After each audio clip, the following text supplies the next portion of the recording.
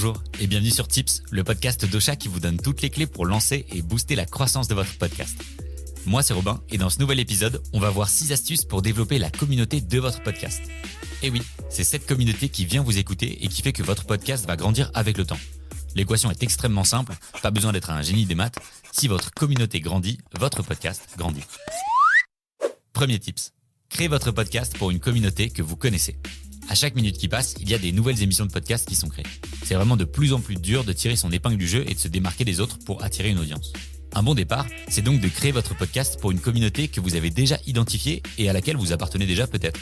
Par exemple, vous êtes sur un forum, un groupe Facebook ou un Skyblog à propos d'un jeu vidéo que vous adorez et vous voyez une communauté très active, c'est une opportunité en or pour lancer un podcast.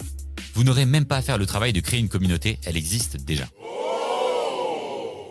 Deuxième tips, faites des récapitulatifs dans vos épisodes. Faire une conclusion avec les éléments clés à retenir à la fin de vos épisodes peut devenir une véritable force de votre podcast. Votre objectif est simple, que votre audience termine son écoute en se disant « Oh là là, il était vraiment hyper utile ce podcast, je vais revenir ». Il vous suffit de faire un petit bullet point avec les éléments les plus importants de votre épisode et le tour est joué. En plus, vous pourrez très facilement le réutiliser pour écrire un article de blog ou un post LinkedIn par exemple. Et hop, un peu de snacking content en prime. Ça ne fait jamais de mal. Troisième tips, faites une liste de 20 émissions ou plus qui traitent du même thème que votre podcast. Allez écouter ces émissions, essayez de comprendre ce qu'il se passe et pourquoi elles fonctionnent. Dans la foulée, essayez de vous connecter aux animateurs et aux animatrices de ces podcasts pour faire de la cross-promotion. Vous avez besoin d'avoir des amis podcasteurs. Je le répète parce que c'est très important, vous avez besoin d'avoir des amis podcasteurs. Faire de la cross-promotion vous permettra de faire grandir votre communauté à une vitesse grand V et votre audience sera ravie que vous lui partagiez d'autres contenus qu'elle peut aimer. Pour connaître toutes les techniques de cross-promotion, je vous invite à aller écouter notre épisode de tips dédié à ce sujet. Je vous mets le lien dans la description. Quatrième tips, n'oubliez jamais votre communauté. Quand on fait un podcast et quand on crée du contenu en général, c'est parfois très tentant de se laisser séduire par l'aspect uniquement artistique et créatif de son projet. Mais c'est une erreur à absolument éviter. Votre audience risquerait d'être perdue et d'arrêter de vous suivre. Alors bien sûr, je ne vous dis pas de ne pas être créatif, mais faites juste attention à garder une cohérence et à être transparent dans votre démarche si jamais vous voulez faire des grands changements. Votre objectif, c'est de créer une communauté et de l'embarquer avec vous tout au long de votre projet, pas de jouer à qui m'aime me suive. Cinquième tips, interagissez avec votre communauté. Il y a beaucoup de façons différentes d'interagir avec votre communauté et ça peut rapidement devenir chronophage. Mais dites-vous que c'est vraiment une des clés pour créer un lien fort avec elle. Par exemple, vous pouvez organiser des séances de questions-réponses en demandant à votre communauté de poser des questions sur des sujets liés à votre podcast et essayer d'y répondre dans un épisode spécial ou lors d'un événement en ligne. Vous pouvez créer un groupe Facebook ou un serveur Discord, ce qui permettrait par la même occasion aux membres de votre communauté de discuter entre eux et de tisser des liens. Bien sûr, vous pouvez interagir avec votre audience sur les différents réseaux sociaux, mais bon, ça vous le saviez déjà et je n'ai pas inventé d'eau chaude.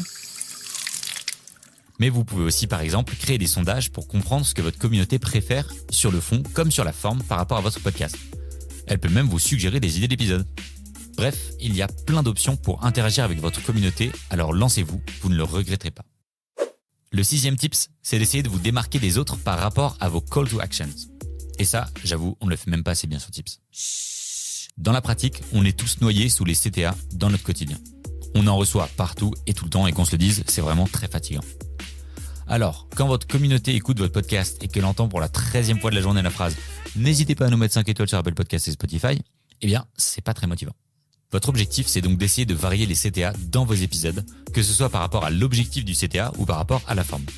Expliquez pourquoi on doit vous aider en particulier et pourquoi on devrait prendre le temps de faire ce geste. Cette franchise vous permettra de créer un lien fort avec votre communauté sur le long terme et sera beaucoup plus efficace. Allez, on va mettre ça en pratique tout de suite. Merci beaucoup d'avoir pris le temps d'écouter ce nouvel épisode de Tips. C'est un plaisir de voir que vous êtes toujours aussi nombreux et nombreuses à écouter notre émission. Si vous voulez nous donner de la force, allez vous abonner à notre chaîne YouTube Ocha France. Je vous mets le lien dans la description. Sur cette chaîne, on vous partage plein de tips pour lancer votre podcast. Et on y consacre beaucoup d'énergie avec Emma, mais aussi avec Nini, notre alternant monteur cadreur super talentueux. C'est un peu notre super-héros. Ça nous ferait vraiment plaisir si plus de monde pouvait voir ces belles vidéos. Promis, vous ne serez pas déçus. Je vous dis à dans 2 semaines pour un nouvel épisode. Cette émission vous a été proposée par Ocha, la première plateforme française d'hébergement et de marketing du podcast.